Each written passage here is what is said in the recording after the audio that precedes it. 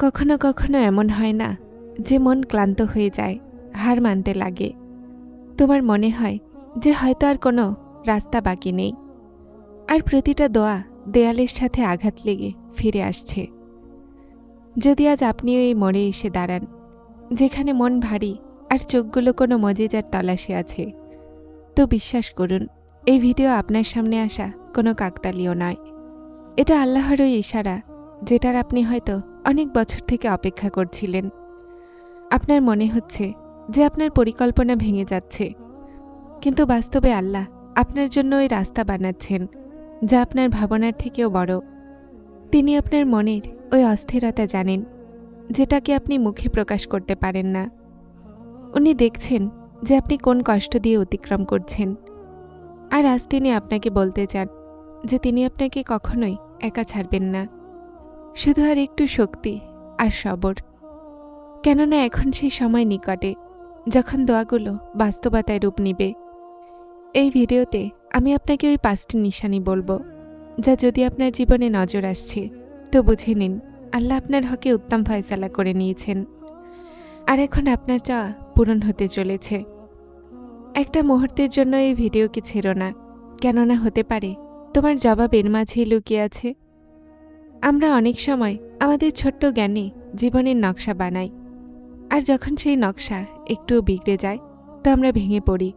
আমাদের মনে হয় যে হয়তো আমাদের শোনা হচ্ছে না, হয়তো আমরা আল্লাহর নজর থেকে দূর হয়ে গেছি। কিন্তু আপনি কখনো ভেবেছেন যে সেই রব, যিনি সবার চেয়ে বেশি ভালোবাসেন, তিনি আপনাকে কষ্টে দেখে কিভাবে নীরব থাকতে পারেন? বাস্তবতা তো হলো এটা, যখন আপনার বানানো পরিকল্পনা ভেঙে যায় তো আল্লাহর পরিকল্পনা শুরু হয়।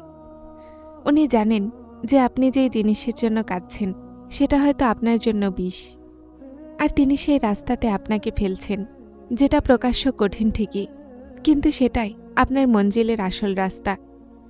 আপনার মন যা এই সময় ভারী, এই বোঝা আসলে আপনাকে সিজদার নিকটে আনার জন্য, যেন আপনি তা পান যা আপনি চাচ্ছেন। মনে রাখো, আল্লাহ কখনোই কোনো হাতকে এজন্য তোলেন না যে সেটাকে খালি ফিরিয়ে দিবে। যদি আজ আপনার মনে দোয়ার অস্থিরতা আছে, তো এটা এই কথার সবচেয়ে বড় সাক্ষ্য যে সেই রব আপনাকে দিতে চান। উনি আপনার নীরবতাও শোনেন, আর আপনার ওই অশ্রুও দেখেন যা গড়িয়ে পড়ার আগেই মিলিয়ে যায়। শুধু তার ওপরে সেভাবেই তাওয়াক্কুল করো, যেমন একটা বাচ্চা তার মায়ের ওপরে করে, যে যে কিছুই হয়ে যাক তিনি আমাকে পড়তে দিবেন না। আপনার সবর চায়া হচ্ছে না, বরং এটা তোমার ফল পাওয়ার ভিত্তি হচ্ছে। সেই যেটা আজ তোমার জন্য কঠিন, কাল তোমার সফলতার খুব সুন্দর কাহিনী হবে। শুধু তোমার রবের ওপর ভরসা রাখো, কেননা তার ওখানে দেরি তো হতে পারে, অন্ধকার নয়। যখন মানুষের তাওয়াক্কুল দৃঢ় হয় তো দুনিয়ার কোনো শক্তি তাকে হতাশ করতে পারে না। আপনি জানেন, কোরআন পাকে আল্লাহ তাআলা বলেন, যারা আল্লাহর ওপরে ভরসা করে আল্লাহ তার জন্য যথেষ্ট হয়ে যায়। একটু এই কথার গভীরতার দিকে লক্ষ্য করো, যে যার আশ্রয় পুরো দুনিয়ার মালিক হয়ে যায়, তার কি আর কোনো আশ্রয়ের, কোনো আর চিন্তার প্রয়োজন থাকে? আমরা মানুষ, আমরা দ্রুততা প্রিয়। আমরা চাই যে আজ হাত তুলি আর কাল মজেজা হয়ে যাক, কিন্তু আল্লাহ বলেন, নিশ্চয়ই প্রতিটা কষ্টের সাথে রয়েছে স্বস্তি। এখানে আল্লাহ এটা বলেননি যে কষ্টের পরে, বরং বলেছেন কষ্টের সাথে। অর্থাৎ যেই সময়ে আপনি কষ্টে থাকেন, এই সময়ে আল্লাহ শান্তির রাস্তাও খুলে দেন। শুধু আমাদের একটু সবর আর ধৈর্য চাই। হাদিসে এসেছে, আল্লাহ তাআলা বলেন, আমি আমার বান্দার ধারণার মোতাবেক, যেমনটা তারা আমার ব্যাপারে ধারণা করে তেমনটাই আমি তাদের সাথে আচরণ করি। এখন এটা আপনার ওপরে যে আপনি আপনার রবের প্রতি কেমন ধারণা করেন। যদি আপনি এটা ভাববেন যে আমার দোয়া কখনো কবুল হবে না, তো আপনি আপনার হতাশার সওদা করছেন।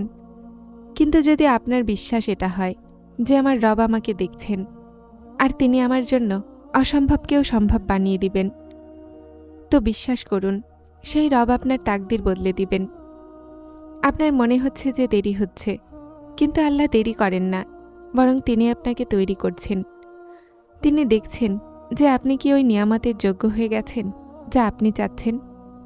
আপনার মন কি এতটা মজবুত হয়ে গেছে যে সেটা এই খুশিতে সামিল হতে পারে।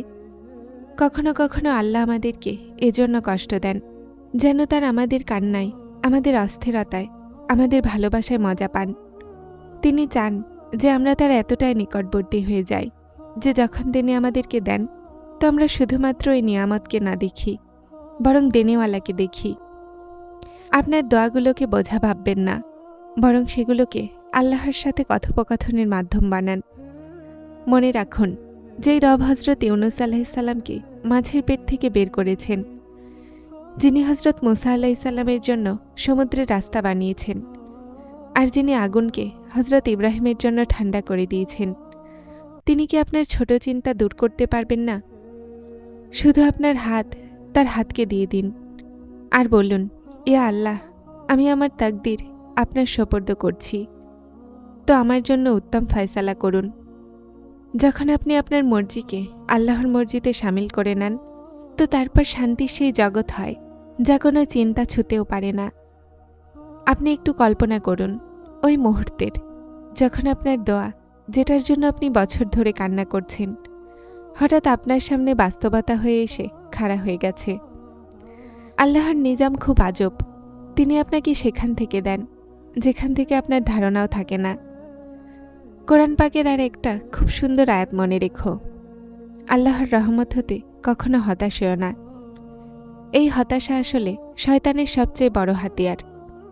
সে আপনার কানে এসে বলে যে এখন আর কিছুই বদলাবে না, তুমি গুনাহগার, তোমার দোয়ার কোনো শক্তি নেই। কিন্তু আল্লাহ জোরে জোরে বলেন, না, আমার রহমত তোমার সমস্ত গুনাহ, সমস্ত চিন্তা আর সমস্ত অসম্ভবের চেয়ে বড়। রাসূল সাল্লাল্লাহু আলাইহি সাল্লাম বলেন, আল্লাহ তাআলা তোমাকে দিতে ওই সময় পর্যন্ত ক্লান্ত হন না যতক্ষণ না তুমি নিজে দোয়া করতে ক্লান্ত না হয়ে যাও। আমরা ক্লান্ত হয়ে যাই, আমরা জায়নামাজ ছেড়ে উঠে যাই, কিন্তু সেই রব তো অপেক্ষায় থাকেন যে আমার বান্দা একবার আমার কাছে চেয়ে তো দেখুক।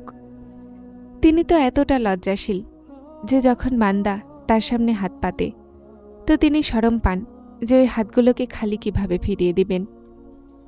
আপনার প্রতিটা দীর্ঘশ্বাস, প্রতিটা সেই দোয়া যা আপনি একাকিত্বে চেয়েছেন, আর তারপর এটা ভেবে থামিয়ে দাও যে হয়তো এটা পূরণ হবে না, সেই সব আল্লাহর কাছে সংরক্ষিত আছে।